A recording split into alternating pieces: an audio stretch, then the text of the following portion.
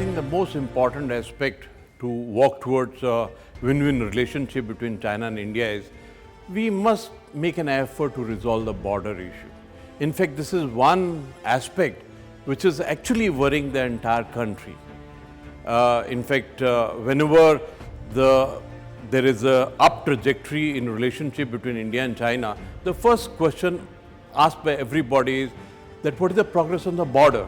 It becomes very difficult to explain to the masses that we not been able to make much headway. As for the border issue is concerned, we made an effort in the late 80s. We made it till 93. Thereafter, we tried to work out the LAC route, and after that, we switched on to the route of exchange of communication between special representatives. Already 21 meetings have held, NSA from Indian side, and similar level designation from China handles the issue. This is one area that we got to work.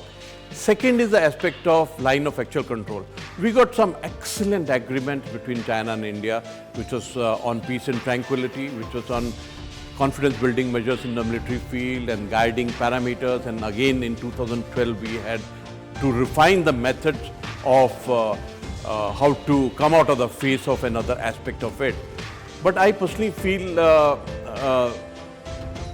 it is understood by the soldier that there is no animosity as such. Each one is doing their job of patrolling up to perception, but at least we should be able to exchange the perceptions of the line of actual control. So I think the most important is that the exercise of exchange of maps with the LAC perception must be done. It was taken up, it has been done for the middle sector, that is the Uttaranchal, Himachal. It was not progress for the Leh Ladakh area, but I personally feel that we must take it further. Next to that is all problems will be resolved once we meet more often. Actually, the biggest erring factor is the trust deficit.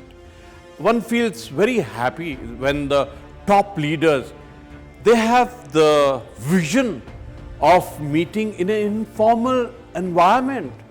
They met with the environment where they were not bothered about issuing statements.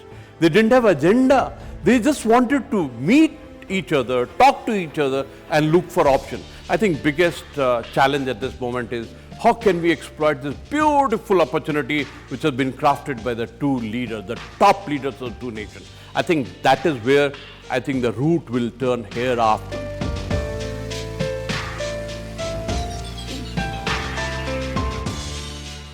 Yes, I believe that China and India relations can develop very positively. In fact, we have already seen good signs of that despite some of the differences we have.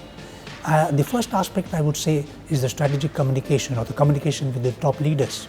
I think that's a very positive direction which is given from the top. And once that is there, I think the people who are down below, they very much understand that this is the direction, this is the directive or this is the pathway which we should follow. And that's how the relationship goes in a positive trajectory. Secondly, you find that we have to build the trust. Yes, there is a degree of mistrust as we say, but that is there in every relationship.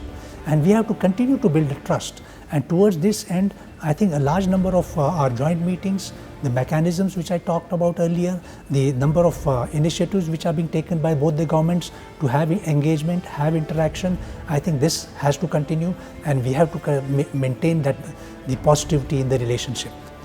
The next aspect is we should ensure that all the differences do not emerge into disputes. In fact, this was the highlight of the Chennai summit where both the leaders have very particularly emphasized that differences should not become disputes. And I think that is what the thread which will be carried to the people who are the ministers and other officials. So they will also strive that they will try to resolve these various issues in a very positive manner. Then I think important issue is the what they call as soft power.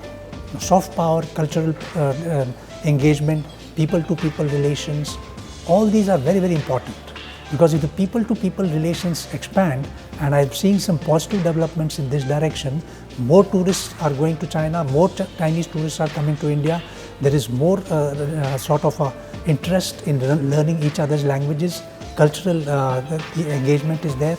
That makes a lot of difference, I think, between the two. And finally, of course, I think there's an important role media has to play because at times the media has to provide the correct perspective on various issues to the public at large, because today's is a media world, and in the media world everybody is dependent on what he sees in the media, and that's where I think we can really build on the positive relationship.